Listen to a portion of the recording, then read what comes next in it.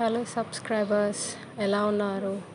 ఇవాళ మా ఐసి పాప కోసం డ్రై ఫ్రూట్ పౌడర్ చేస్తున్నాను. సో ఇంగ్రీడియంట్స్ వచ్చేసి అండ్ ఫస్ట్ వాల్నట్ మా హస్బెండ్ ఇలా కట్ చేసి పగలగొట్టి దాంట్లో ఉన్న వాల్నట్ తీస్తున్నాను. మధ్యలో మా ఐసి పాప నేను తీస్తాను ఊకే లాక్కోవడానికి చూస్తుంది. చాలా గట్టిగా ఉంటుంది పగలగొట్టి. సో అట్లా పగలగొట్టి వాల్నట్ అనేది తీసుకోవచ్చు.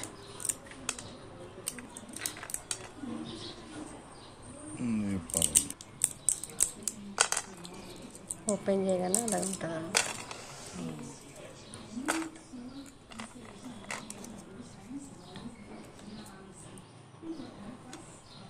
మా పాపకి చేసిన డ్రై ఫ్రూట్ నట్ అయిపోయింది కాబట్టి సో నేను మళ్ళీ చేస్తున్నాను. సో ఈసారి మీకు చూపించాలనేసి ఈ వీడియో. సో ఫస్ట్ బాదం, నెక్స్ట్ కొన్ని వాల్నట్స్, ఇంకొన్ని పంప్కిన్ సీడ్స్. ఇంకా మీకు కావాల్స్తే పిస్తాచు కూడా వేసుకోవచ్చు. సో నా దగ్గర ఈ 3 ఉన్నాయి కాబట్టి ఇవి నేను వేస్తాను. వాల్నట్స్ అనేవి తక్కువ వేసుకోవాలి, ఎందుకంటే మరి ఎక్కువ చేస్తే వాళ్ళు తినలేరు కాబట్టి. సో ఫస్ట్ మనం స్టవ్ ఆన్ చేసి ప్యాన్ పెట్టుకొని డ్రై రోస్ట్ చేసుకోవాలి. సో ఫస్ట్ పంప్కిన్ సీడ్స్ వేస్తున్నాం. ఆ సీడ్స్ అనేవి టప్ సౌండ్ అనేది రావాలి, కొంచెం లైట్గా కలర్ చేంజ్ కావాలి, బ్రేక్ కావాలి. చూడండి లైట్గా బ్రేక్ అయినాయి. నెక్స్ట్ బాదం నేను చిన్నగా పీసెస్ కట్ చేశాను, ఎందుకంటే అవి మిక్సీ పట్టేటప్పుడు మెత్తగా వచ్చేస్తాయి. సో అట్లా చిన్నగా కట్ చేస్తే మిక్సీ పట్టడానికి మంచిగా ఉంటుంది. సో నెక్స్ట్ అట్లనే వాల్నట్ కూడా చిన్న పీసెస్ కట్ చేసి పెట్టాను. సో అన్నీ డ్రైగా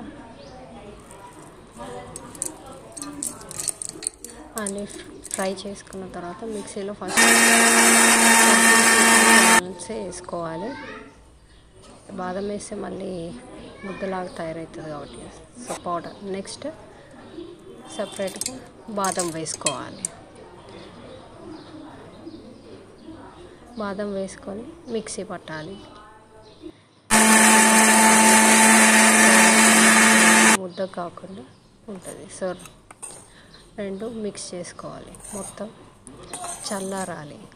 మనం వేట్ చేసినప్పుడు కూడా చల్లారిన తర్వాతనే మిక్సీ పట్టాలి, లేకపోతే ముద్దలుగా వస్తుంది. కాసేపు చల్లారనివ్వాలి. సో మొత్తానికి చల్లారిపోయింది పౌడర్. సో ఇప్పుడు మనం ఒక గ్లాస్ జార్ తీసుకోవాలి. నేను ఎప్పుడు గ్లాస్ కంటైనర్సే యూజ్ చేస్తాను మ్యాక్సిమం.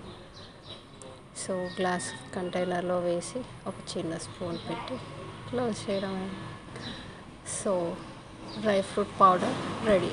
మనం ఇందులో జావలో వేసుకోవాలన్నమాట ఈ పౌడర్ని. బాగుంటుంది చిన్నపిల్లలకి, వెరీ హెల్తీ. వాళ్ళంటే డైరెక్ట్గా తినలేరు కాబట్టి.